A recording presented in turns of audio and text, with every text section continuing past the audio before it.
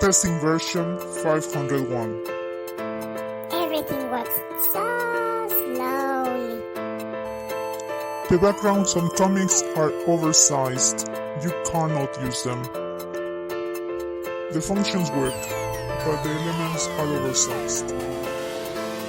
The app crashes when you add sound effects or pictures. At least exporting time has been reduced.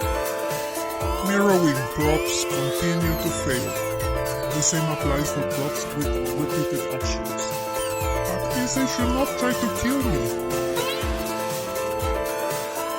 Background music problems. The only improvement of this version is the exporting time. Comics cannot be used because of the oversized backgrounds. In reels and videos, we have problems while using music, flipping props, repeated action props, characters, and the all-known issues. Therefore, this version failed the test. So don't update. Thanks for watching.